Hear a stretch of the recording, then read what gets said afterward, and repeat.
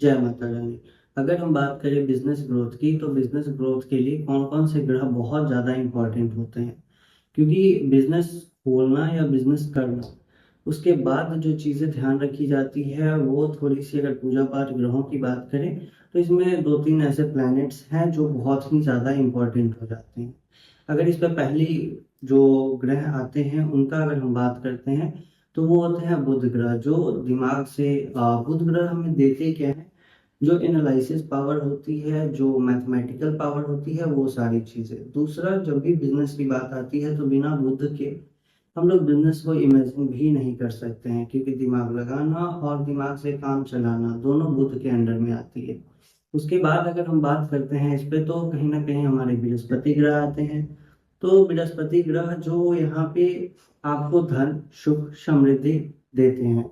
तो बिना बृहस्पति ग्रह के हम किसी भी बिजनेस को ऊंचाई पे नहीं देख सकते हैं।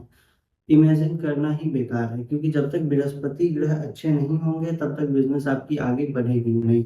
तो ग्रोथ के लिए जो बुध, बृहस्पति और एक और आते हैं शनि ग्रह, जो कर्म के कारक होते हैं, कर्म फल के कारक होते हैं। अगर आप बिजनेस में बहुत ज्यादा कर्म कर रहे हो और आपको फल नहीं मिल रहा है, तो भी कहीं ना कहीं आपको बहुत ज्यादा परेशानी होगी।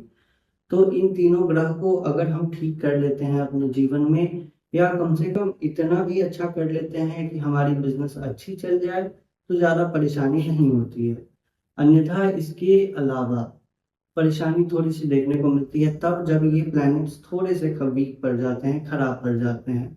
टेक्सटाइल से रिलेटेड काम है तो शुक्र, इसमें थोड़ा सा शुक्र का भी एनर्जी इन्वॉल्व हो जाता है। अगर आपका प्रॉपर्टी से रिलेटेड काम है तो यहाँ पे फिर मार्स का इम्पोर्टेंस बढ़ जाता है। शेयर मार्केट तो राहु का थोड़ा सा इम्पोर्टेंस। तो ऐसे हर बिजनेस के लिए कोई ना कोई ग्रह इंपॉर्टेंट होते हैं। अगर नॉर्मली आप बिजनेस चला रहे हैं तो कम से कम कुछ ना कर सकते हैं तो बुध को, बृहस्पति को और अपना जो शनि है उसे आप ठीक कर ले। अन्यथा थोड़ी सी परेशानी आपको देखने को मिल सकती है। बुध, शनि और जो बृहस्पति हैं, इनके कारकत्व को ठीक कर ले, जैसे जंसोन पहन के या फिर दान करके, पूजा पाठ करके, ये काम करके आप इसका यूज कर सकते हैं, इसका अच्छा फल प्राप्त कर सकते हैं।